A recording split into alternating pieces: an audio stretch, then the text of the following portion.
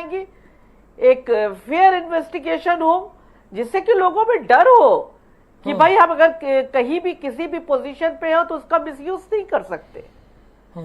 बिल्कुल शमसी चाहे आजाद, हम कोई प्रधान है या नहीं है, हम मिसयूज नहीं कर सकते हैं। बिल्कुल सही बात है, कानून के ऊपर नहीं है।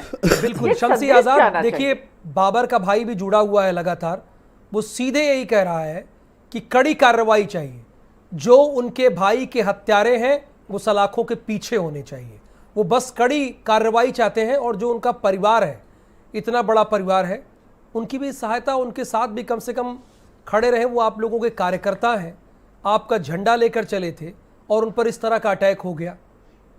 नहीं, कार्रवाई तो देखी होगी, और कार्रवाई में ये हुआ कि 4 लोग अब तक गिरफ्तार हुए हैं और 3 और लोगों का नाम जो उनके परिवार की तरफ से दिया गया, जिसमें उस गांव का प्रधान जो है मुख्य रूप से षड्यंत्रकारी जिसको कहा जा रहा है। आपने उसके भाई से सुना भी कि सबसे मेन रोल उसने जो है उकसाने का, बहकाने का, दंगा कराने का और उसकी हत्या में जो षड्यंत्र था वो रचने का काम जो सारा प्रधान ने किया है।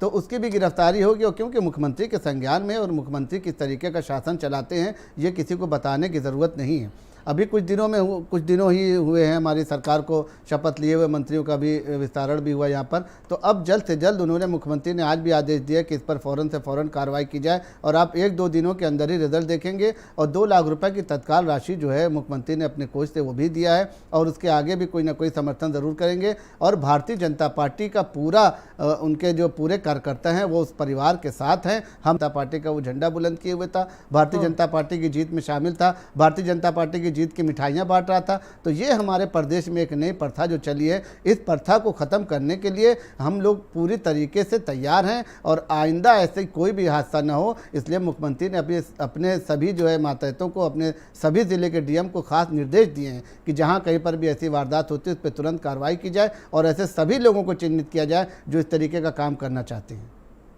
नहीं, उसने बात तो की, अपनी शिकायत भी रखी, लेकिन कोई सुना नहीं। एफआईआर नहीं दर्ज हुई टाइम से, उसको टाइम से एफआईआर दर्ज नहीं हुई। देखिए वहाँ एसपी कार्यालय गया, जिलाधिकारी कार्यालय गया, वहाँ पर लोकल थाना जो था वो प्रधान के दबाव में था। सबसे पहली बात ये, लोकल थाना जो था वो प्रधान के दबाव में था। आप जानते हैं एसपी भी था, एसपी भी प्रधान के दबाव में, एसपी नहीं था, जिलाधिकारी भी थे। एसपी साहब ने और जिलाधिकारी ने जो आदेश दे दिए थे, लेकिन वहाँ पर लोकल थाना जो था वो प्रधान के दबाव में था, इसलिए कार्रवाई नहीं कर रहा था। जब जैसे ही मुख्यमंत्री के संज्ञान में ये मामला आया है, जैसे उस बाबर की मृत्यु की खबर फैलती है, वैसे ही सारा अमला जो है सक्रिय हो जाता है, और आनन फानन में 4 लोगों की गिरफ्तारी होती है। और इनके ऊपर कम से कम हम लोग यही मांग कर रहे हैं, हम लोग खुद पार्टी से मांग कर रहे हैं कि इनको कम से कम फांसी सजा दी जाए, ताकि कोई भी आने वाले वक्त में ऐसा काम न दोहरा। पार्टी के किसी नेता, पदाधिकारी, मंत्री से इस बारे में बात हुई? नहीं, पाठक जी जो वहाँ के विधायक हैं, उन्होंने कई बार उनके घर का दौरा भी किया, वो उनके फ्यूनरल में शामिल भी थे, उनके ताबूत को कंधा भी दिया उन्होंने, और वहाँ तक गए भी,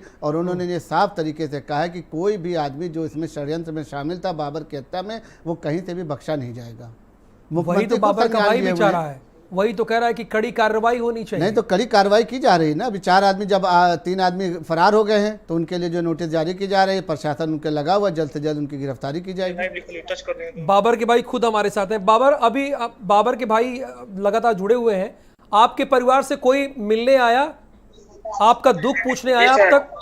जी सर, जो जिनको हम लोग सपोर्ट कर रहे थे, पीएन पाठक जी को सर, वो हमारे लिए भगवान से बढ़ के हैं सर। सुन लीजिए, क्योंकि अगर वो नहीं होते तो मेरे भाई का लाश लखनऊ से घर पे नहीं आया होता सर। जी सर, उन्होंने वहाँ का बिल पैड किया और कुछ हम लोग वहाँ जमा किए थे, जिसकी वजह से अच्छा से पोस्टमार्टम हुआ और हमारे भाई का लाश घर पे आया, ताकि हम लोग को सबूत मिला सर। तो उनके बाद बहुत से नेता आए, डीआईजी साहब आए, सब कोई आए, हमको आश्वासन दिए और हमको सर सुरक्षा दिए है सर। आपको सुरक्षा भी दी गई है आपके परिवार को? जी सर, मुझे मारने की धमकी भी दिया गया था सर। ये आपको टेलीफोन के जरिए दिया गया या कैसे दिया गया? नहीं सर, हमारी माता जी मतलब स्वयं बता रही थी, हमारी बीवी भी बता रही थी। जिस दिन घटने का अंजाम दिया गया सर, उस दिन आरिफ नाम का जो लड़का था वही बोला कि वो आएगा तो उसको भी मार दिया जाएगा, जहाँ पाएंगे तहाँ मार देंगे सर। ये धमकी देने वाले गांव के ही आपके थे? जी सर, ये बगल में ही उसका घर है सर। उन्होंने आपको धमकी दी आपकी माताजी के जरिए? जी। उसने कहा कि जब आप मुंबई से आएंगे तो आपको ही मार दिया जाएगा। जी जी, हमारा पूरा परिवार यही था, एम्बुलेंस का इंतजार कर रहे थे सर। अभी आपकी सुरक्षा में, आपके परिवार की सुरक्षा में कोई तैनात है? जी सर, कांस्टेबल तैनात है सर, अभी कोई दिक्कत नहीं है हमारे लिए। नहीं तो इससे पहले पुलिस भी आकर धमका कर मुझे जाती थी सर। पुलिस भी धमका कर जा रही थी? जी। ये किस थाने की बात है? रामकोला थाने की बात है सर। वो क्या धमकी देते थे आपको, और ये कब की बात है, बता सकते हैं? बिल्कुल बताएंगे सर। बताइए। जिस दिन मेरे भाई का लाश आया 25 तारीख को तो उनका एक्सपायरी हुआ, 26 तारीख को शायद हो सकता है घर पे आया था सर। हाँ। 2-3-4 दिन ऐसे हुआ सर, मैं उतना काउंटिंग नहीं किया सर। कोई बात नहीं, आप बताइए। जी 26 को तो सर रात में वो 2 बजे के टाइम में आए और बोले कि क्या लफड़ा हुआ था। तो हम लोग सारा बात बताए, बोले नहीं ये लफड़ा नहीं दूसरा लफड़ा है, ये लफड़ा नहीं दूसरा लफड़ा है, जल्दी बोल क्या लफड़ा है।